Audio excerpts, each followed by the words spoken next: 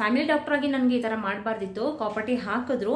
So ಈಗ ನೋಡಿ ಇವರಿಗೆ ಪಾಪ ಎಷ್ಟು ಹೊಟ್ಟೆ ಉರಿಯುತ್ತೆ ಅಂತಂದ್ರೆ, ಸೊ ಏನೇ ಬಂದ್ರು ಎಕ್ಸೆಪ್ಟ್ ಮಾಡ್ಕೊಂಡು ನಾವು ಜೀವನ ಮಾಡ್ಲೇಬೇಕು. ನಮಗೋಸ್ಕರ ಅಲ್ಲ ಅಂತಂದ್ರು, ನಮ್ಮ ಮಕ್ಳಿಗೋಸ್ಕರ ಆದ್ರೂ ನಮ್ಮನ್ನ ನಂಬ್ಕೊಂಡು ಇರ್ತಾರೆ ಅಲ್ವಾ. ನಾವೇ ಬೇಕು ಫೀಲ್ ಆಗ್ತಾ ಇದೆ ನಂಗೆ ಒಂಥರ, ನಾವೇ. Hi hello guys, good afternoon, welcome back to my channel. ಹೇಗಿದ್ದೀರಾ ಎಲ್ಲರೂ? ಹೋಪ್ ಎಲ್ಲ ಚೆನ್ನಾಗಿದ್ದೀರಾ ಅಂತ ಅನ್ಕೊಳ್ತೀನಿ. ನಾವು ಕೂಡ ಅಷ್ಟೇ ತುಂಬಾನೇ ಚೆನ್ನಾಗಿದ್ದೀವಿ ಗೈಸ್. ನಾನೀಗ ಟೈಮ್ ಬಂದು 12 o'clock ಆಗಿದೆ. ಸೊ ಅಡುಗೆ ಮಾಡ್ಕೊಳ್ಳೋಣ ಅಂತ ಬಂದಿದ್ದೀನಿ. ಹಾಗೇನೆ ಇವತ್ತು ಅಡುಗೆಗೆ ನಾನು ಪಾಲಕ್ ಪಪ್ಪು ಅಂದ್ರೆ ಆಂಧ್ರ ಸ್ಟೈಲ್ ಪಾಲಕ್ ಪಪ್ಪುನ ಮಾಡಬೇಕು ಅಂತ ಅನ್ಕೊಂಡಿದ್ದೀನಿ. ಸೊಪ್ಪೆಲ್ಲ ತಗೊಂಡಿದ್ದೆ. ಸೊ ಹಾಗಾಗಿ ಅದೊಂದು ಚಿಕ್ಕ ರೆಸಿಪಿನ ನಿಮ್ ಜೊತೆ ಶೇರ್ ಮಾಡ್ತೀನಿ. ಆಮೇಲೆ ಇವತ್ತಿನ ಟಾಪಿಕ್ ಬಗ್ಗೆ ಮಾತಾಡ್ತೀನಿ. ಬನ್ನಿ ನೋಡ್ಕೊಂಡು ಬನ್ನಿ ಗೈಸ್. ನಾನಿಲ್ಲಿ 2 ಕಟ್ಟು ಪಾಲಕ್ ಸೊಪ್ಪನ್ನ ತೊಗೊಂಡಿದ್ದೀನಿ. ಪಾಲಕ್ ಸೊಪ್ಪನ್ನೆಲ್ಲ ಕ್ಲೀನಾಗಿ ಬಿಡಿಸ್ಬಿಟ್ಟು ಇದನ್ನು ಚೆನ್ನಾಗಿ ಮಣ್ಣೆಲ್ಲ ಇರುತ್ತಲ್ವಾ ವಾಶ್ ಮಾಡಿ ಎತ್ತಿಟ್ಕೊಳ್ತೀನಿ. ಹಾಗೆಯೇ ನಾಳೆ ಇಡ್ಲಿ ಮಾಡೋಣ ಅಂತ ಅಂದ್ಬಿಟ್ಟು ಸ್ವಲ್ಪ ಅಕ್ಕಿ ಉದ್ದಿನಬೇಳೆನ ನೆನೆಯಾಕಿದ್ದೆ. ಅದನ್ನೆಲ್ಲ ಮಧ್ಯಾಹ್ನ ಮೇಲೆ ಒಂದು 4 hours ನೆಂದರೆ ಸಾಕೋದು, ಚೆನ್ನಾಗಿ ಇಡ್ಲಿ ಬರುತ್ತೆ. ಹಾಗೆಯೇ ನಾನು ಒಂದು ಕುಕ್ಕರ್ನ ತೊಗೊಂಡು ಸ್ವಲ್ಪ ಬೇಳೆನ ಹಾಕೊಳ್ತಾ ಇದ್ದೀನಿ. ಅದ್ರ ಜೊತೆಗೆ ನಾನು ಸ್ವಲ್ಪ ಹೆಸರು ಬೇಳೆನೂ ಕೂಡ ಆ್ಯಡ್ ಮಾಡ್ಕೊಳ್ತಾ ಇದ್ದೀನಿ. ಇದೆರಡನ್ನೂ ಕೂಡ ಆ್ಯಡ್ ಮಾಡಿಕೊಂಡ್ರೆ ತುಂಬ ಚೆನ್ನಾಗಿರುತ್ತೆ ಪಪ್ಪು. ಹಾಗೆಯೇ ಇದ್ರ ಜೊತೆಗೆ ನಾನು ಒಂದು ಚಿಕ್ಕದಾಗಿ ಕಟ್ ಮಾಡಿರೋ ಈರುಳ್ಳಿನೂ ಕೂಡ ಸೇರಿಸ್ಕೊಳ್ತಾ ಇದ್ದೀನಿ. ನಾನಿಲ್ಲಿ ಒಂದು 5 ಮೆಣಸಿನ್ಕಾಯಿನ ಹಾಕೊಳ್ತಾ ಇದ್ದೀನಿ. ಮೆಣಸಿನ್ಕಾಯಿ ಜಾಸ್ತಿ ಹಾಕ್ಕೊಂಡ್ರೆ ತುಂಬಾ ಟೇಸ್ಟ್ ಚೆನ್ನಾಗಿರುತ್ತೆ, ಸ್ವಲ್ಪ ಖಾರ ಬೇಕಲ್ವಾ. ಸೊ ಹಾಗಾಗಿ ಇದಕ್ಕೆ ನಾವು ಯಾವುದೇ ರೀತಿ ಸಾಂಬಾರು ಪೌಡರ್ನ ಯೂಸ್ ಮಾಡಲ್ಲ ಅಲ್ವಾ. ಹಾಗಾಗಿ ಮೆಣಸಿನ್ಕಾಯಿನ ಜಾಸ್ತಿ ಹಾಕ್ಕೊಂಡ್ರೆ ಚೆನ್ನಾಗಿರುತ್ತೆ. ಇದ್ರ ಜೊತೆಗೆ ನಾನು ಒಂದು ಟೊಮೊಟೊನ ಕೂಡ ಹಾಕ್ಕೊಂಡು ಪಾಲಕ್ ಸೊಪ್ಪನ್ನ ಕ್ಲೀನಾಗಿ ವಾಶ್ ಮಾಡಿ ಚಿಕ್ಕದಾಗಿ ಕಟ್ ಮಾಡಿಬಿಟ್ಟು ಅದನ್ನು ಕೂಡ ಸೇರಿಸ್ಕೊಂಡೆ. ಇದ್ರ ಜೊತೆಗೆ ನಾನು ಸ್ವಲ್ಪ ಅರಿಶಿನ ಹಾಕಿಬಿಟ್ಟು 1 ಗ್ಲಾಸ್ ನೀರನ್ನ ಹಾಕೊಳ್ತಾ ಇದ್ದೀನಿ. ಫೈನಲಿ ಸ್ವಲ್ಪ ಇದಕ್ಕೆ ಉಪ್ಪನ್ನು ಕೂಡ ಸೇರಿಸ್ಕೊಳ್ತಾ ಇದ್ದೀನಿ. ಇದನ್ನೆಲ್ಲ ಒನ್ಸ್ ಮಿಕ್ಸ್ ಮಾಡಿಬಿಟ್ಟು 3 ವಿಷಲ್ ಬರ್ಸ್ಕೊಳ್ಬೇಕು. ಕುಕ್ಕರೆಲ್ಲ ವಿಷಲ್ ಬರ್ಲಿಕ್ಕೆ ಇಟ್ಬಿಟ್ಟು ಹೊರಗಡೆ ಬಂದು ನೋಡಿದ್ರೆ ತುಂಬ ಜೋರಾಗಿ ಮಳೆ ಬರ್ತಾಯಿತ್ತು ಗಾಯ್ಸ್. ನಿಮಗೂ ತೋರಿಸ್ತೀನಿ ನೋಡಿ ಎಷ್ಟು ಜೋರಾಗಿ ಬರ್ತಾಯಿತ್ತು ಅಂತಂದರೆ.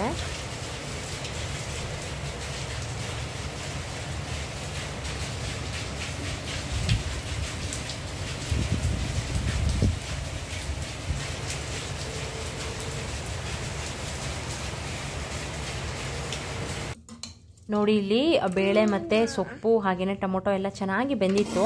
ಹಾಗೆಯೇ ಇದು ಒಂದು ಬಾಣಲೆನ ಇಟ್ಕೊಂಡಿದ್ದೀನಿ. ಒಂದು ಬಾಣಲೆನ ಇಟ್ಕೊಂಡು ಸ್ವಲ್ಪ ಎಣ್ಣೆನ ಹಾಕೊಳ್ತಾ ಇದ್ದೀನಿ.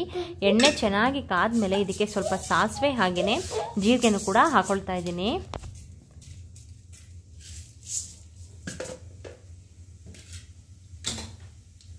ಇದ್ರ ಜೊತೆಗೆ ಒಂದು ಒಣಗಿದ ಮೆಣಸಿನ್ಕಾಯಿ ಕೂಡ ಹಾಕೊಳ್ತಾ ಇದ್ದೀನಿ.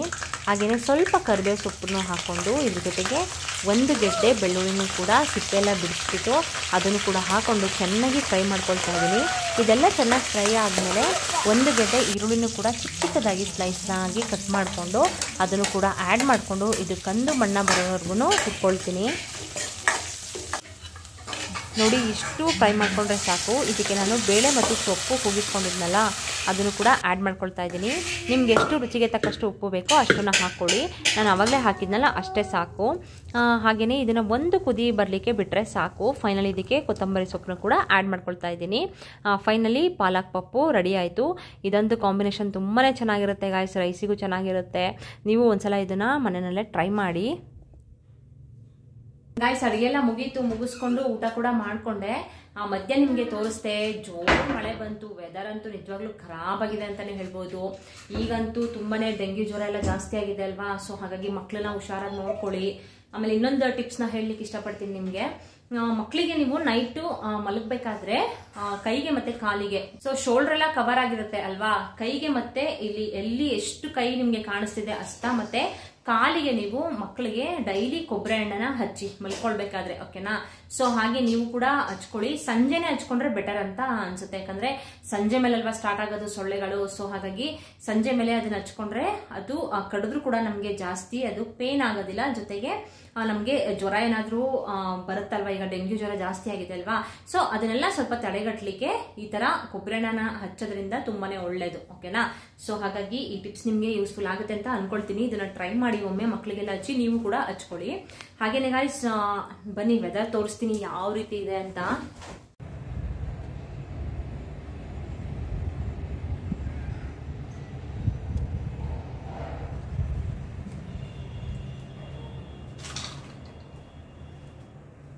ಗಾಯ್ಸ್ ನೋಡಿದ್ರಲ್ಲ, ಹೊರಗಡೆ ಅಂತೂ ವೆದರ್ ತುಂಬಾನೇ ಖರಾಬ್ ಆಗಿದೆ. ನಾನಂತೂ ಫುಲ್ಲು ಡೋರೆಲ್ಲ ಕ್ಲೋಸ್ ಮಾಡಿದ್ದೀನಿ, ಡೋರೆಲ್ಲ ಓಪನೇ ಮಾಡ್ಲಿಕ್ಕೆ ಹೋಗಿಲ್ಲ, ತುಂಬಾನೇ ಚಳಿ ಇದೆ. ಸೊ ಹಾಗಾಗಿ ನನ್ನ ಮಗ ಅಂತೂ ಫುಲ್ಲು ಹೊರಗಡೆ ಬಿಟ್ರೆ ಸಾಕು ಅಂತ ಕಾಯ್ತಿದ್ದಾನೆ. ಬಟ್ ನಾನೇ ಸ್ವಲ್ಪ ತುಂಬಾನೇ ಚಳಿ ಇದೆ ಅಲ್ವಾ, ಸೊ ಹಾಗಾಗಿ ಬಿಡ್ತಾ ಇಲ್ಲ ಹೊರಗಡೆ. ಹಾಗೇನೆ ಗಾಯ್ಸ್, ಇವತ್ತಿನ ಟಾಪಿಕ್ ಬಗ್ಗೆ ಮಾತಾಡಬೇಕು ಅಂತಂದ್ರೆ, ಮೊನ್ನೆ ನಾನು ಒಂದು ವಿಡಿಯೋನ ಶೇರ್ ಮಾಡಿದ್ದೆ ಅಲ್ವಾ. ಅಂದ್ರೆ ಒಬ್ರು ನನಗೆ ಕಮೆಂಟ್ ಮಾಡಿದ್ರು, ಈ ತರ ಕಾಪರ್ಟಿ ಹಾಕಿಸ್ಕೊಂಡ್ಮೇಲೆ ನನಗೆ ತುಂಬಾನೇ ಪ್ರಾಬ್ಲಮ್ ಆಯ್ತು, ಜೊತೆಗೆ ಕಾಪರ್ಟಿ ಹಾಕೋದು ಕಡ್ಡಾಯನಾ ಸಿ ಸೆಕ್ಷನ್ ಆದವರಿಗೆ ಅಂತ ಒಬ್ರು ಕಮೆಂಟ್ ಮಾಡಿದ್ರು. ನಾನು ಅದ್ರದ್ದು ನಿಮ್ಗೆ ವಿಡಿಯೋನ ಮಾಡಿದ್ದೆ ಅಲ್ವಾ. ಸೊ ಅವರೇ ನನಗೆ ಮತ್ತೆ ಕಮೆಂಟ್ ನ ಮಾಡಿದ್ದಾರೆ. ಏನಂತ ಅಂದ್ರೆ, ಇಲ್ಲಿ ಸೈಡಲ್ಲಿ ನಾನು ಹಾಕಿರ್ತೀನಿ ನೋಡಿ, madam thank you for your information. And ನನಗೆ ಈ ತರ 2011 ಅಲ್ಲಿ ಒಬ್ಳು ಮಗಳು, 2015 ಅಲ್ಲಿ ಒಬ್ಳು ಮಗಳು ಆಗಿದ್ದು. ಡಿಫ್ರೆನ್ಸ್ ನ ನೋಡಿ ನೀವೇ. ಬಟ್ ನಮ್ ಡಾಕ್ಟರ್ ಬಂದು ನನಗೆ, ನಮ್ಮ ಫ್ಯಾಮಿಲಿ ಡಾಕ್ಟರ್ ಅವರು ಅಂದ್ರೂ ಕೂಡ ಅವ್ರು ನನಗೆ ಈ ತರ ಮಾಡಬಾರ್ದಿತ್ತು. ಇರು ಮಗ್ನೆ, ಅಮ್ಮ ವಿಡಿಯೋ ಮಾಡ್ತಿದ್ದೆ, ಬಾಯ್. ಅವ್ರ ಫ್ಯಾಮಿಲಿ ಡಾಕ್ಟರ್ ಆಗಿ ನನಗೆ ಈ ತರ ಮಾಡಬಾರ್ದಿತ್ತು. ಕಾಪರ್ಟಿ ಹಾಕಿದ್ಮೇಲೆ ನನಗೆ ಅದು ಫುಲ್ಲು ಇನ್ಫೆಕ್ಷನ್ ಆಗಿ ಒಂದು ಕಿಡ್ನಿನೇ ತೆಗೆದ್ಬಿಟ್ಟಿದ್ದಾರೆ. ಇವಾಗ ಇರೋದೇ ನನಗೆ ಒಂದು ಕಿಡ್ನಿ ಅಂತ ತುಂಬಾನೇ ಬೇಜಾರು ಮಾಡ್ಕೊಂಡು ಅವ್ರು ಕಮೆಂಟ್ನ ಮಾಡಿದ್ದಾರೆ. ಇಲ್ಲಿ ನೋಡಿ ಸೈಡಲ್ಲಿ ಹಾಕಿದ್ದೀನಲ್ಲ, ಎಷ್ಟು ಬೇಜಾರಾಗುತ್ತೆ ಅಂತಂದ್ರೆ ಗಾಯ್ಸ್, ನಿಜವಾಗ್ಲೂ ನಾನು ಒಂದು ಹೇಳಲಿಕ್ಕೆ ಇಷ್ಟಪಡ್ತೀನಿ. ಈವನ್ ನನಗೂ ಕೂಡ ಈ ತರ ಇನ್ಫೆಕ್ಷನ್ ಆಗಿತ್ತು, ಸರಿನಾ. ಒಂದನ್ನು ಅರ್ಥ ಮಾಡ್ಕೊಳ್ಳಿ, ಅದು ಕಾಪರ್ಟಿ ಹಾಕೋದು ಅಂದ್ರೆ ಸಿ ಸೆಕ್ಷನ್ ಆದ್ಮೇಲೆ ಕಾಪರ್ಟಿ ಹಾಕೋದು ಕಡ್ಡಾಯ ಅಂತ ಗೌರ್ಮೆಂಟ್ ಇಂದಾನೆ ರೂಲ್ಸ್ ಬಂದಿದೆ, ಸರಿನಾ. ಯಾಕಂದ್ರೆ 2 ವರ್ಷದವರೆಗೂ ಪಾಪು ಇರು ಮನೆ, ಬಾಯ್. 2 ವರ್ಷದವರೆಗೂ ಮಕ್ಕಳು ಮಾಡ್ಕೊಳ್ಬಾರ್ದು, ಅಂದ್ರೆ ಸಿ ಸೆಕ್ಷನ್ ಆದ್ಮೇಲೆ 2 ವರ್ಷದವರೆಗೂ ಮಕ್ಕಳು ಮಾಡ್ಕೊಂಡ್ರೆ ಅಕಸ್ಮಾತ್ ಪ್ರಾಬ್ಲಮ್ ಆಗುತ್ತೆ ಅಂತ ಅಂದ್ಬಿಟ್ಟು ಗೌರ್ಮೆಂಟ್ ಅವರೇ ಈ ತರ ರೂಲ್ಸ್ ಮಾಡ್ಬಿಟ್ಟು ಅಲ್ಲೇನೆ, ಅಂದ್ರೆ ಸಿ ಸೆಕ್ಷನ್ ಆದ ತಕ್ಷಣ ನಿಮ್ಗೆ ಅಲ್ಲೇನೆ ನಿಮ್ಗೆ ಕಾಪರ್ಟಿನ ಹಾಕ್ಬಿಡ್ತಾರೆ, ಓಕೆನಾ. ಸೊ ನೀವೇನ್ ಮಾಡ್ಬೇಕು ಅಂತಂದ್ರೆ, ಅದು ನಿಮ್ಗೆ ಗೊತ್ತಾಗುತ್ತೆ ಗಾಯ್ಸ್, ಒಂದು ಇನ್ಫೆಕ್ಷನ್ಸ್ ಆಗ್ತಾ ಇದ್ರೆ ನಿಮ್ಮಲ್ಲಿ ಏನೇನು ಚೇಂಜಸ್ ಆಗುತ್ತೆ ಅನ್ನೋದು ನಿಮ್ಗೆ ಗೊತ್ತಾಗುತ್ತೆ, ಸರಿನಾ. ಇವನ್ ನನ್ನ ಎಕ್ಸಾಂಪಲ್ ನ ತಗೊಂಡ್ರೆ, ನನಗೂ ಕೂಡ ಕಾಪರ್ಟಿ ಹಾಕಿದ್ರು. ನಾನು ಕೂಡ ಅಲ್ಲಿ ಕೇಳಿದೆ, ಮೇಡಮ್ ಈ ತರ ಕಂಪಲ್ಸರಿನಾ ಹಾಕಿದ್ರೆ ಏನಾದ್ರು ಪ್ರಾಬ್ಲಮ್ ಆಗುತ್ತಾ ಅಂತ ನಾನು ಕೇಳಿದ್ಕೆ, ಇಲ್ಲ ಏನು ಪ್ರಾಬ್ಲಮ್ ಆಗಲ್ಲ ನಿಮ್ಗೆ, ಬಟ್ ಈ ತರ ಗೌರ್ಮೆಂಟ್ ಇಂದ ರೂಲ್ಸ್ ಮಾಡಿದ್ದಾರೆ 2 ಇಯರ್ಸ್ ವರೆಗೂ ಮಗು ಮಾಡ್ಕೊಳ್ಬಾರ್ದು ಅಂತ. ಹಾಗಾಗಿ ಸಿ ಸೆಕ್ಷನ್ ಆದವ್ರು ಎಲ್ಲರಿಗೂ ಕೂಡ ನಾವು ಈ ತರ ಕಾಪರ್ಟಿನ ಹಾಕ್ತಿವಿ ಅಂತ ಹೇಳಿದ್ರು ಗೌರ್ಮೆಂಟ್ ಹಾಸ್ಪಿಟಲ್ ಅಲ್ಲಿ, ಓಕೆನಾ. ನನ್ನ ಡೆಲಿವರಿ ಕೂಡ ಗೌರ್ಮೆಂಟ್ ಹಾಸ್ಪಿಟಲ್ ಅಲ್ಲೇ ಆಗಿದ್ದು. ಸೊ ಗೈಸ್, ನನಗೇನಾಯ್ತು ಅಂತಂದ್ರೆ, ಎಲ್ಲ ಮುಗೀತು, ಆಪರೇಷನ್ ಎಲ್ಲ ಮುಗೀತು, ಎಲ್ಲ ಡಿಸ್ಚಾರ್ಜ್ ಎಲ್ಲ ಮಾಡಿಸ್ಕೊಂಡು ಮನೆಗೆ ಬಂದ್ವಿ. ಬಟ್ ಈಗ ನಮ್ದು ಡೆಲಿವರಿ ಆದ್ಮೇಲೆ ಒಬ್ಬೊಬ್ರಿಗೆ ಒಂದು 2 ಮಂತ್ಸ್ ಬ್ಲೀಡಿಂಗ್ ಇರುತ್ತೆ, ಇಲ್ಲ 3 ಮಂತ್ಸ್ ಬ್ಲೀಡಿಂಗ್ ಇರುತ್ತೆ, ಇಲ್ಲ ಒಬ್ಬೊಬ್ರಿಗೆ 1 ಮಂತ್ ಇರುತ್ತೆ, ಆ ತರ ಇರುತ್ತೆ ಅಲ್ವಾ. ಅದಾದ್ಮೇಲಿಂದ ನೀವು ಆಮೇಲಿಂದ ಪೀರಿಯಡ್ಸ್ ಸ್ವಲ್ಪ ದಿನ ಆಗೋದಿಲ್ಲ. ಬಟ್ ನನಗೆ ಏನ್ ಪ್ರಾಬ್ಲಮ್ ಆಯ್ತು ಅಂತಂದ್ರೆ, ನನಗೆ ಆಪರೇಷನ್ ಆದಾಗಿನಿಂದ ಹಿಡಿದು ಫುಲ್ ನನಗೆ 6 ಮಂತ್ಸ್ ಕಂಟಿನ್ಯೂಸ್ ಆಗಿ ನನಗೆ ಬ್ಲೀಡಿಂಗ್ ಆಗಿದೆ, ಸರಿನಾ. ಅದರಲ್ಲಿ ಮಧ್ಯ ಮಿಡಲ್ ಅಲ್ಲಿ ಒಂದು 3 to 4 ಡೇಸ್ ಏನೋ ಸ್ಟಾಪ್ ಆಗಿತ್ತು. ಯಾವಾಗ ಅಂತಂದ್ರೆ, ಒಂದು 3 ಮಂತ್ಸ್ ಏನೋ ಬ್ಲೀಡಿಂಗ್ ಆಯ್ತು ನಂಗೆ. 3 ಮಂತ್ಸ್ ಆದ್ಮೇಲೆ ಒಂದು 3 to 4 ಡೇಸ್ ನಂಗೆ ಸ್ಟಾಪ್ ಆಯ್ತು ಬ್ಲೀಡಿಂಗು. ಸ್ಟಾಪ್ ಆದ್ಮೇಲೆ ಸ್ಟಾಪ್ ಆಯ್ತು ಬಿಡಪ್ಪ, 3 ಮಂತ್ಸ್ ಕರೆಕ್ಟ್ ಆಗಿ ನಿಂತಿದೆ ಅಂತ ಅನ್ಕೊಂಡು ನಾನು ಸುಮ್ಮನೆ ಅದೇ. ಬಟ್ ಅದಾದ್ಮೇಲೆ ಮತ್ತೆ ಸ್ಟಾರ್ಟ್ ಆಯ್ತು ಬ್ಲೀಡಿಂಗ್ ನನಗೆ. ಅದು ಮತ್ತೆ ಸ್ಟಾರ್ಟ್ ಆಯ್ತು, ಮತ್ತೆ ಅದೇ ರೀತಿ 3 ಮಂತ್ಸ್ ಕಂಟಿನ್ಯೂಸ್ ಆಯ್ತು. ಸೊ ಟೋಟಲ್ 6 ಮಂತ್ ಆಯ್ತು. ಅವಾಗ ಏನಾಯ್ತು ಅಂತಂದ್ರೆ, ನಂಗೆ ಜಾಸ್ತಿ ಅಂದ್ರೆ 6 ಮಂತ್ಸ್ ಆದ್ಮೇಲೆ ನಿಲ್ತಾನೆ ಇಲ್ಲ ಬ್ಲೀಡಿಂಗು. ನಂಗೆ ಒಂಥರ ನೀರ್ ತರ ಹೋಗ್ತಾನೆ ಇದೆ ಬ್ಲೀಡಿಂಗು. ಅಂದ್ರೆ ಕ್ಲಾಟಿಂಗ್ ತರ ಹೋಗ್ತಾ ಇಲ್ಲ, ಫುಲ್ಲು ನೀರ್ ತರ ಹೋಗ್ತಾನೆ ಇದೆ. ನಂಗೆ ಭಯ ಆಗ್ಬಿಡ್ತು, ಏನಿಂಗ್ ಆಗ್ತಿದೆ 6 ಮಂತ್ಸ್ ಆದ್ರೂ ಈ ತರ ನಿಲ್ತಾನೆ ಇಲ್ವಲ್ಲ ಅಂತ ಅನ್ಬಿಟ್ಟು ನಾನೇನ್ ಮಾಡಿದೆ, ನನ್ನ ಫ್ರೆಂಡ್ಸ್ನ ಕೇಳಿದೆ, ಸರಿನಾ. ನನ್ನ ಫ್ರೆಂಡ್ಸು ಆ ಥರ ಆಗಬಾರ್ದು ಕಣೆ, ಒಂದ್ಸಲ ನೀನು ಹಾಸ್ಪಿಟ್ಲಿಗೆ ತೋರಿಸ್ಕೊ ಅಂತ ಹೇಳಿದ್ರು. ಈ ಥರ ಕಾಪರ್ಟಿ ಹಾಕಿರೋದಕ್ಕೆ ಏನಾದರೂ ಪ್ರಾಬ್ಲಮ್ಮಾ ಅಂತ ನಾನೇ ಸುಮ್ಮನೆ ಹಾಗೆ ಥಿಂಕ್ ಮಾಡಿದೆ. ಈ ಥರ ಹಾಕಿರೋದಕ್ಕೆ ಪ್ರಾಬ್ಲಮ್ ಆಗ್ತಾ ಇರಬೇಕು, ಮೇ ಬಿ ನೋಡೋಣ ಒಂದ್ಸಲ ಡಾಕ್ಟ್ರಿಗೆ ತೋರಿಸೋಣ ಅಂತ ಅಂದ್ಬಿಟ್ಟು ನನ್ನ ಫ್ರೆಂಡ್ ಸಜೆಷನ್ ಎಲ್ಲ ತೊಗೊಂಡೆ. ಅವರೆಲ್ಲ ತೋರಿಸ್ಕೊ, ಈ ಥರ ಆಗಬಾರ್ದು, ಕಂಟಿನ್ಯೂಸ್ ಆಗಿ ತುಂಬ ಬ್ಲೀಡಿಂಗ್ ಏನಾದರೂ ಹೊರಟೋಗ್ಬಿಟ್ರೆ ಅಕಸ್ಮಾತು ಸುಮ್ಮನೆ ಪ್ರಾಬ್ಲಮ್ ಆಗುತ್ತೆ ಕಣೆ, ಬೇಡ ಅಂತ ಹೇಳಿದ್ರು ನನ್ನ ಫ್ರೆಂಡ್ಸು. ಸರಿನಾ, ಸರಿ ಬಿಡಿ ಆಯ್ತು ಅಂತ ಅಂದ್ಬಿಟ್ಟು ನಾನು ಹಾಸ್ಪಿಟ್ಲಿಗೆ ಹೋದೆ. ಹಾಸ್ಪಿಟ್ಲಿಗೆ ಹೋಗ್ಬಿಟ್ಟು ಡಾಕ್ಟರ್ಗೆ ತೋರಿಸ್ದೆ, ಈ ಥರ ಆಗ್ತಿದೆ, ಬ್ಲೀಡಿಂಗ್ ಆಗ್ತಿದೆ ನನಗೆ ಜಾಸ್ತಿ, 6 ಮಂತ್ಸ್ ಆದ್ರೂ ನನಗೆ ಸ್ಟಾಪ್ ಆಗ್ತಲ್ಲ ಅಂತ ಅಂದಾಗ ಆ ಡಾಕ್ಟರು ಮತ್ತೆ, ಅಂದರೆ ಆ ಟೈಮಲ್ಲಿ ಸ್ವಲ್ಪ ಪ್ರೆಗ್ನೆನ್ಸಿ ಟೈಮಲ್ಲಿ ಶುಗರ್ ಎಲ್ಲ ಬಂದಿತ್ತಲ್ವಾ. ಸೊ ಹಾಗಾಗಿ ಆ ಶುಗರ್ ಪ್ರಾಬ್ಲಮ್ ಇದ್ರೂ ಕೂಡ ಬ್ಲೀಡಿಂಗ್ ಆಗುತ್ತೆ, ಆ ಥರ ಕಂಟಿನ್ಯೂಸ್ ಆಗಿ ಆಗುತ್ತೆ ಅಂತ ಅಂದ್ಬಿಟ್ಟು ಡಾಕ್ಟರು ನನಗೆ ಶುಗರ್ ಟೆಸ್ಟ್ ಕೂಡ ಮಾಡಿಸಿದ್ರು. ಅದರಲ್ಲೆಲ್ಲ ನಾರ್ಮಲ್ ಬಂತು ಶುಗರ್ ನನಗೆ ಕಂಪ್ಲೀಟ್ ಆಗಿ. ಅವಾಗ ಶುಗರ್ ನಾರ್ಮಲ್ ಬಂದ್ಬಿಟ್ಟಿತ್ತು, ಅಂದರೆ ಡೆಲಿವರಿ ಆದಮೇಲೆ, ಸರಿನಾ. ಡೆಲಿವರಿ ಆದಮೇಲೆ 1-2 ಮಂತ್ಸ್ ನಂಗೆ ಹಾಗೆ ಇತ್ತು, ಶುಗರ್ ಹೋಗಿರಲಿಲ್ಲ, 230 220 ಇತ್ತು. ಅದಾದ್ಮೇಲಿಂದ ನನಗೆ ನನಗೆ ಫುಲ್ಲು ನಾರ್ಮಲಾಗಿ ಬಂದ್ಬಿಡ್ತು. ಇಲ್ಲ ನಿಮ್ಗೆ ನಾರ್ಮಲ್ ಇದೆ ಅಂತ ಹೇಳಿದ್ರು ಡಾಕ್ಟರ್. ಮತ್ತೆ ಯಾಕೆ ಈ ಥರ ಆಗ್ತಿದೆ ಅಂತ ಅಂದಾಗ ಒಂದು ಸ್ಕ್ಯಾನಿಂಗ್ ಕೂಡ ಮಾಡಿಸಿದ್ರು ನನಗೆ, ಸರಿನಾ. ಸ್ಕ್ಯಾನಿಂಗ್ ಮಾಡಿಸಿದಾಗ ಒಳಗಡೆ ಇನ್ಫೆಕ್ಷನ್ ಆಗಿದೆ ಅಂತ ಗೊತ್ತಾಯ್ತು, ಸರಿನಾ. ಸೊ ಹಾಗಾಗಿ ಡಾಕ್ಟರ್ ಅಂದ್ರು ಇನ್ಫೆಕ್ಷನ್ ಆಗಿದೆ ಒಳಗಡೆ, ನಿಮಗೆ ಕಾಪರ್ ಟಿ ಹಾಕಿದ್ದಾರೆ ಅದಕ್ಕೋಸ್ಕರ ಅಂತ ಅನ್ಸುತ್ತೆ ಅಂತ ನನಗೆ ಡಾಕ್ಟರ್ ಅವರೇ ಹೇಳಿದ್ರು ಹಂಗಂತ. ನಾನೇನು ಮಾಡಿದೆ, ಮೇಡಮ್ ತೆಗೆದುಬಿಡಿ, ಬೇಡ ನನಗದು ಅದರಿಂದನೇ ಹಂಗೆ ಆಗ್ತಿದೆ ಅಂತ ಅನ್ಸುತ್ತೆ ಅಂತ ಅಂದೆ. ಅವರು ಹೌದು ನಿಮ್ಗೆ ಅದರಿಂದನೇ ನಿಮಗೆ ಅದು ಹಿಡಿಸ್ತಲ್ಲ, ಇನ್ಫೆಕ್ಷನ್ ಆಗಿದೆ, ಸೊ ಹಾಗಾಗಿ ಆ ಥರ ಆಗ್ತಿದೆ ಅಂತ ಅಂದ್ಬಿಟ್ಟು ನನಗೆ ಅದನ್ನ ಅಲ್ಲೇ ರಿಮೂವ್ ಮಾಡಿಬಿಟ್ರು, ಸರಿನಾ. ರಿಮೂವ್ ಮಾಡಿಬಿಟ್ಟು 2 years ನೀವು ಮಕ್ಕಳನ್ನ ಮಾಡ್ಕೊಳ್ಳೋ ಹಾಗಿಲ್ಲ, ಒಂದು ಟ್ಯಾಬ್ಲೆಟ್ಸ್ ಕೊಡ್ತೀನಿ ತಗೊಳ್ಳಿ ಅಂತ ಹೇಳ್ಬಿಟ್ಟು ಒಂದು ಟ್ಯಾಬ್ಲೆಟ್ಸ್ ಕೂಡ ಅವರು ನನಗೆ ಕೊಟ್ಟರು, ಓಕೆನಾ. ಸೊ ಅದಾದ್ಮೇಲಿಂದ ಎಲ್ಲ ಕಾಪರ್ಟೆಲ್ ತೆಗ್ಸಾದ್ಮೇಲೆ ನನಗೆ ಬ್ಲೀಡಿಂಗ್ ಆಟೋಮೆಟಿಕ್ ಸ್ಟಾಪ್ ಆಯಿತು, ಸರಿನಾ. ಸೊ ಇದನ್ನೇನಕ್ಕೆ ಕೇಳಿದೆ ಅಂತಂದ್ರೆ ಗೈಸ್, ನನ್ನ ಎಕ್ಸ್ಪೀರಿಯನ್ಸು, ನನಗೂ ಕೂಡ ಇನ್ಫೆಕ್ಷನ್ ಆಗಿತ್ತು, ಸರಿನಾ. ಕೆಲವೊಂದು ಸಿಂಪ್ಟಮ್ಸ್ಗಳು ನಿಮಗೆ ಗೊತ್ತಾಗುತ್ತೆ, ಏನಪ್ಪ ಅಂದರೆ ನಿಮಗೆ ಈ ಥರ ಕಾಪರ್ ಟಿ ಏನಾರು ಹಾಕಿದರೆ ಕೆಲವೊಂದು ಸಿಂಪ್ಟಮ್ಸಿಂದ ನಿಮಗೆ ಗೊತ್ತಾಗುತ್ತೆ ಈ ಥರ ಇನ್ಫೆಕ್ಷನ್ ಆಗ್ತಿದೆ ಅಂತ.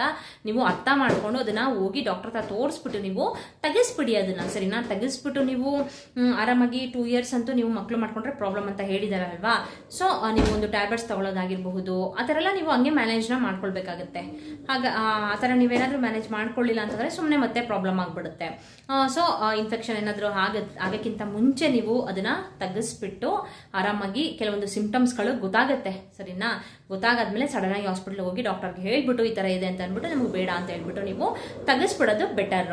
ಸೊ ಈಗ ನೋಡಿ ಇವರಿಗೆ ಪಾಪ ಎಷ್ಟು ಹೊಟ್ಟೆ ಉರಿಯುತ್ತೆ ಅಂತಂದರೆ, ಅವರು ಕಮೆಂಟ್ ನೋಡಿದ್ರೆ ನಿಜವಾಗ್ಲೂ ಗಾಯ್ಸ್ ತುಂಬಾ ಬೇಜಾರಾಗುತ್ತೆ. ಒಂದೇ ಒಂದು ಕಿಡ್ನಿ ಇದೆ ಮೇಡಮ್, ನಮಗೆ ಒಂದು ಕಿಡ್ನಿ ತೆಗೆದುಬಿಟ್ರು ಇನ್ಫೆಕ್ಷನ್ ಆಗಿಬಿಟ್ಟು ಅಂತ ತುಂಬಾ ಬೇಜಾರು ಮಾಡಿಕೊಂಡು ಕಮೆಂಟ್ನ ಮಾಡಿದ್ದಾರೆ ಅವರು. ಅದು ಫ್ಯಾಮಿಲಿ ಡಾಕ್ಟರ್ ಆಗಿ ಈ ಥರ ಹಾಕಬಾರ್ದಿತ್ತು ಅವರು, ನನಗೆ ಅಂದರೂ ಈ ಥರ ಮಾಡಿದ್ರು ಅಂತ ಹೇಳಿದ್ದಾರೆ ಅಲ್ವಾ. ಬಟ್ ನಾವು ಡಾಕ್ಟರ್ದು ತಪ್ಪು ಅಂತ ಹೇಳೋಕ್ಕಾಗಲ್ಲ ಗೈಸ್ ಇಲ್ಲಿ. ಯಾಕಪ್ಪ ಅಂತಂದರೆ ಅದು ಗೌರ್ಮೆಂಟ್ ರೂಲ್ಸ್ ಆ ಥರ ಇರೋದ್ರಿಂದ ಅವ್ರು ಹಾಕಲೇಬೇಕಾಗತ್ತೆ. ಬಟ್ ಇವರು ಕೂಡ ಸ್ವಲ್ಪ ಮುಂಚೆನೆ ಅಬ್ಸರ್ವ್ ಮಾಡಿಕೊಂಡು ಹೋಗ್ಬೋದಾಗಿತ್ತೇನೋ ಹಾಸ್ಪಿಟ್ಲಿಗೆ ಅಂತ ಅನ್ಕೊಳ್ತೀನಿ. ಬಟ್ ಇವ್ರಿಗೆ ಆ ಥರ ಸಿಂಪ್ಟಮ್ಸ್ಗಳೇನು ಕಾಣಿಸ್ಕೊಂಡಿದೆಯೋ ಇಲ್ವೋ ಅದು ನನಗೆ ಗೊತ್ತಿಲ್ಲ. ಸುಮ್ಮನೆ ಇವ್ರನ್ನ ನಾವು ಬ್ಲೇಮ್ ಮಾಡೋಕ್ಕಾಗಲ್ಲ, ಡಾಕ್ಟರ್ನು ಕೂಡ ನಾವು ಬ್ಲೇಮ್ ಮಾಡೋಕ್ಕಾಗಲ್ಲ. ಕೆಲವೊಂದು ಸಿಂಪ್ಟಮ್ಸ್ಗಳನ್ನ ನೀವು ನೋಡ್ಕೊಳ್ಳಿ. ಹೀಗೆ ನೋಡಿ, ಫಾರ್ ಎಕ್ಸಾಂಪಲ್ ನನಗೆ ಬ್ಲೀಡಿಂಗ್ ಆಗ್ತಿತ್ತು ಅಲ್ವಾ. ಸೊ ಅದನ್ನು ತೆಗ್ಸಿದ್ಮೇಲೆ ನನಗೆ ಬ್ಲೀಡಿಂಗ್ ಆಟೋಮೆಟಿಕ್ ಸ್ಟಾಪ್ ಆಯಿತು. ಈ ಥರ ಏನಾರ ಒಂದು ಸಿಂಪ್ಟಮ್ಸ್ಗಳು ಕಾಣಿಸ್ಕೊಳ್ಳುತ್ತೆ, ಬೇರೆ ರೀತಿ ಸಿಂಪ್ಟಮ್ಸ್ಗಳು ಕಾಣಿಸ್ಕೊಳ್ಳುತ್ತೆ, ಸರಿನಾ. ನನಗೆ ಬೇರೆ ಯಾವ ರೀತಿ ಅಂತ ನನಗೂ ಗೊತ್ತಿಲ್ಲ. ನನಗೂ ಇದೇ ಫಸ್ಟ್ ಗೊತ್ತಾಗಿದ್ದು ಈ ಥರ ಇನ್ಫೆಕ್ಷನ್ ಆಗಿ ಅವರು ಕಿಡ್ನಿನೇ ತೆಗ್ಸಿದ್ದಾರೆ ಅಂತ. ಬಟ್ ನನಗೆ ಮಾತ್ರ ಬ್ಲೀಡಿಂಗ್ ನಿಲ್ತಾ ಇರಲಿಲ್ಲ.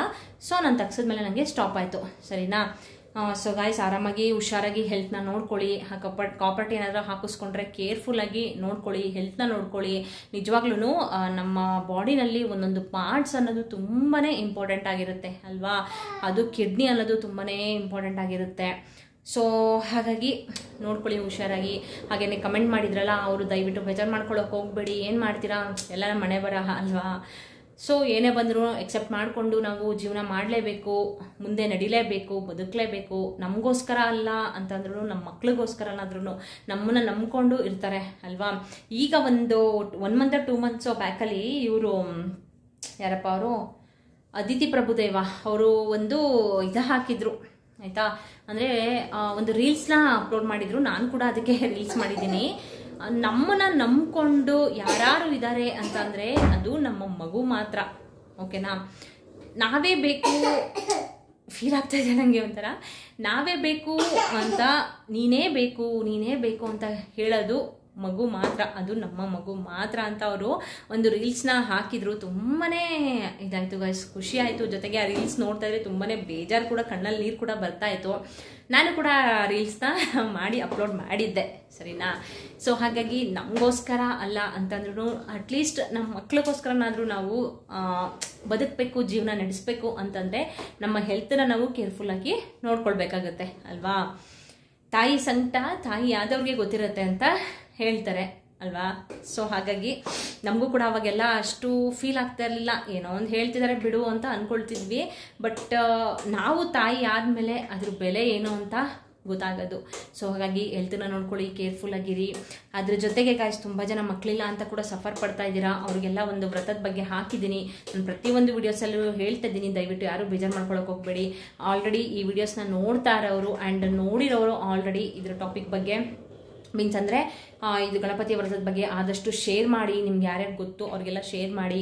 ಆ ವ್ರತನ ಮಾಡ್ಲಿಕ್ಕೆ ಹೇಳಿ, ನಿಜವಾಗ್ಲೂ ಒಳ್ಳೇದಾಗೇ ಆಗುತ್ತೆ. ಹಾಗೆ ಮದುವೆಗೂ ಕೂಡ ವ್ರತನ ಮಾಡ್ಬೋದು ಆರಾಮಾಗಿ. ನಾನು ಲಿಂಕ್ ಬೇಕಾದ್ರೆ ಡಿಸ್ಕ್ರಿಪ್ಷನಲ್ಲಿ ಶೇರ್ ಮಾಡಿರ್ತೀನಿ, ಚೆಕ್ ಮಾಡ್ಕೊಳ್ಳಿ. ಹಾಗೆಯೇ ಒಂದು ಪ್ಲೆಸೆಂಟಾದಿಂದ ನನಗೆ ತುಂಬಾ ಕ್ವಶನ್ಸ್ ಅದೇ ಬರ್ತಾ ಇದೆ ಗೈಸ್. ಒಂದು ಪ್ಲೆಸೆಂಟಾದಿಂದ ನಿಜವಾಗ್ಲೂ ಈ ಥರ ಫೈಂಡ್ ಔಟ್ ಮಾಡ್ಬೋದಾ ಬೇಬಿನ ಅಂತ ತುಂಬ ಜನ ಕಮೆಂಟ್ ಮಾಡ್ತಾ ಇದ್ದೀರಾ. ನಾನು ಎಷ್ಟೊಂದು ವಿಡಿಯೋಸ್ ಹಾಕಿದ್ದೀನಿ, ನಾನು ಆಲ್ರೆಡಿ ಒಂದೆರಡು ವಿಡಿಯೋ ಹಾಕಿದ್ದೀನಿ. ಪ್ಲೆಸೆಂಟಾದಿಂದ ನಿಜವಾಗ್ಲೂ ಯಾವುದೇ ರೀತಿ ನಾವು ಒಂದು ಬಾಯ್ ಬೇಬಿ ಆಗುತ್ತಾ ಗರ್ಲ್ ಬೇಬಿ ಆಗುತ್ತಾ ಅಂತ ಫೈಂಡ್ ಔಟ್ನ ಮಾಡಲಿಕ್ಕೆ ತುಂಬಾ ಕಷ್ಟ, ಸರಿನಾ? ಸೊ ಹಾಗಾಗಿ ನೋಡ್ಕೊಳ್ಳಿ. ನಾನು ಪ್ರೆಗ್ನೆನ್ಸಿ ವಿಡಿಯೋಸ್ ಎಲ್ಲಾನು ಕೂಡ ಡಿಸ್ಕ್ರಿಪ್ಷನಲ್ಲಿ ಲಿಂಕ್ನ ಶೇರ್ ಮಾಡಿರ್ತೀನಿ, ಒಂದ್ಸಲ ಚೆಕ್ ಮಾಡ್ಕೊಳ್ಳಿ, ಸರಿನಾ? ಓಕೆ ಗೈಸ್, ಇವತ್ತಿನ ವಿಡಿಯೋ ನಿಮಗೆ ಯೂಸ್ಫುಲ್ ಆಯಿತು ಅಂತ ಅಂದ್ಕೊಳ್ತೀನಿ. ಯಾಕಂದರೆ ಕಾಪರ್ಟಿ ಬಗ್ಗೆ ನನಗೂ ಕೂಡ ಅಷ್ಟು ಐಡಿಯಾ ಇರಲಿಲ್ಲ. ಬಟ್ ಇವ್ರು ನಂಗೆ ಕಮೆಂಟ್ ಮಾಡಿದ್ದು ನಿಜವಾಗ್ಲೂ ಒಳ್ಳೇದಾಯಿತು. ಯಾಕಂದರೆ ನಮ್ಮಿಂದ ಒಬ್ಬರಿಗೆ ಇನ್ಫಾರ್ಮೇಷನ್ ಸಿಕ್ಕಿದಾಗ ಅದು ಅವ್ರಿಗೂ ಕೂಡ ಯೂಸ್ಫುಲ್ ಆಗುತ್ತೆ ಅಲ್ವಾ? ಸೊ ಹಾಗಾಗಿ ನಿಮಗೆ ಈ ವಿಡಿಯೋನ ಶೇರ್ ಮಾಡಿದೆ. ಈ ವಿಡಿಯೋ ಯೂಸ್ಫುಲ್ ಅಂತ ಅನಿಸಿದ್ರೆ ದಯವಿಟ್ಟು ಒಂದು ಲೈಕ್ ಕೊಡೋದನ್ನ ಮರಿಬೇಡಿ. ನೀವು ಲೈಕ್ ಕೊಟ್ಟಷ್ಟು ಆದಷ್ಟು ಲೈಕ್ಸ್ನ ನೀವು ಎಷ್ಟು ಕೊಡ್ತೀರೋ ಅಷ್ಟು ರೀಚ್ ಆಗುತ್ತೆ, ಸರಿನಾ? ಅಂದರೆ ಈ ವಿಡಿಯೋ ರೀಚ್ ಆಗುತ್ತೆ, ಅವಾಗ ಬೇರೆಯವ್ರಿಗೂ ಕೂಡ ಅದು ಹೆಲ್ಪ್ ಆಗುತ್ತೆ. ಕಮೆಂಟ್ನು ಮಾಡಿ, ಲೈಕ್ ಅಂತೂ ದಯವಿಟ್ಟು ಮರೆಯಕ್ಕೆ ಹೋಗ್ಬೇಡಿ. ತುಂಬ ಜನಕ್ಕೆ ರೀಚ್ ಆಗುತ್ತೆ, ಅವ್ರೆಲ್ಲರಿಗೂ ಕೂಡ ಯೂಸ್ಫುಲ್ ಆಗುತ್ತೆ. ತುಂಬ ಜನಕ್ಕೆ ಇದ್ರ ಬಗ್ಗೆ ಗೊತ್ತಿರಲ್ಲ ಅಲ್ವಾ? ಇವನ್ ನನಗೂ ಕೂಡ ಗೊತ್ತಿರಲಿಲ್ಲ. ಇವರಿಂದ ಮೇಡಮ್, ಅವ್ರ ಹೆಸರು ನಂಗೆ ಗೊತ್ತಿಲ್ಲ. ಮೇಡಮ್ ತುಂಬ ಥ್ಯಾಂಕ್ ಯು ನಿಮಗೆ. ಈ ಕಾಪರ್ಟಿ ಬಗ್ಗೆ ತಿಳಿಸ್ಕೊಡಿ ಅಂತ ನನಗೆ ನೀವು ಕಮೆಂಟ್ನ ಮಾಡಿದ್ದು ತುಂಬಾ ಹೆಲ್ಪ್ಫುಲ್ ಆಯಿತು. ತುಂಬ ಜನಕ್ಕೆ ಹೆಲ್ಪ್ಫುಲ್ ಆಯಿತು. ತುಂಬಾ ಥ್ಯಾಂಕ್ ಯು. ಹಾಗೇನೆ ಗಾಯ್ಸ್, ಈ ಥರ ಇನ್ಫಾರ್ಮೇಷನ್ಗಳೇನಾದರೂ ನಿಮಗೆ ಗೊತ್ತಿದ್ರೆ ಅಟ್ಲೀಸ್ಟ್ ಕಮೆಂಟ್ ಮಾಡಿ. ಬೇರೆಯವ್ರಿಗಾದ್ರೂ ನಾನು ವಿಡಿಯೋ ಮಾಡಿ ಹಾಕ್ತೀನಿ ಅದ್ರ ಬಗ್ಗೆ, ಅವರು ಕೂಡ ಬೇರೆಯವ್ರಿಗಾದ್ರೂ ಹೆಲ್ಪ್ಫುಲ್ ಆಗುತ್ತೆ, ಸರಿನಾ? ಈ ಥರ ಎಲ್ಲ ಕಮೆಂಟ್ಸ್ ಮಾಡಿ ಹಾಕಿದ್ರೆ ನಮಗೂ ಕೂಡ ಗೊತ್ತಿರಲ್ಲ ನೋಡಿ ಈ ವಿಷಯ. ಅಂದರೆ ಈ ಥರ ಪ್ರಾಬ್ಲಮ್ ಆಗುತ್ತೆ ಕಾಪರ್ಟಿಯಿಂದ, ಈ ಥರ ಎಲ್ಲ ಆಗುತ್ತೆ ಅಂದರೆ ನಮಗೂ ಕೂಡ ಗೊತ್ತಿರಲಿಲ್ಲ ಅಲ್ವಾ? ಇದೇ ರೀತಿ ಸುಮಾರು ಟಾಪಿಕ್ಸ್ಗಳು ಅಂತಂದರೆ ಸುಮಾರು ಎಕ್ಸ್ಪೀರಿಯನ್ಸ್ಗಳು ನಿಮಗೂ ಕೂಡ ಆಗಿರುತ್ತೆ ಬೇರೆ ಬೇರೆ ರೀತಿ. ಸೊ ಅದನ್ನೆಲ್ಲ ನೀವು ಕಮೆಂಟ್ ಮಾಡಿದ್ರೆ ನಾನು ಅಟ್ಲೀಸ್ಟ್ ಬೇರೆಯವ್ರಿಗೆ ಅದನ್ನ ರೀಚ್ ಮಾಡಿಸ್ತೀನಿ. ಅಂದರೆ ಎಲ್ಲರಿಗೂ ಅದು ವಿಷಯ ಗೊತ್ತಾಗಬೇಕು ಅಲ್ವಾ? ಆ ಥರ ನಾನು ವಿಡಿಯೋ ಮಾಡಿ ಹಾಕ್ತೀನಿ, ಓಕೆನಾ? ದಯವಿಟ್ಟು ಆ ಥರ ಏನಾರು ಇದ್ದರೆ ನೀವು ಕಮೆಂಟ್ನ ಮಾಡಿ, ಲೈಕ್ ಮಾಡಿ, ಶೇರ್ ಮಾಡಿ. ಈ ವಿಡಿಯೋಸ್ ಎಲ್ಲ ಶೇರ್ ಮಾಡಿ, ಆದಷ್ಟು ಎಲ್ಲ ಜನಕ್ಕೂ ಕೂಡ ಗೊತ್ತಾಗಲಿ ಅಂತ ಹೇಳ್ತಾ ಇವತ್ತಿನ ವಿಡಿಯೋನ ಇಲ್ಲಿಗೆ ಎಂಡ್ ಮಾಡ್ತೀನಿ. ಹಾಗೆಯೇ ಸಬ್ಸ್ಕ್ರೈಬ್ ಮಾಡ್ಕೊಳ್ಳೋದನ್ನ ಮರಿಬೇಡಿ, ದಯವಿಟ್ಟು ಸಬ್ಸ್ಕ್ರೈಬ್ ಮಾಡ್ಕೊಳ್ಳಿ ಅಂತ ಹೇಳ್ತಾ bye bye, take care, see you.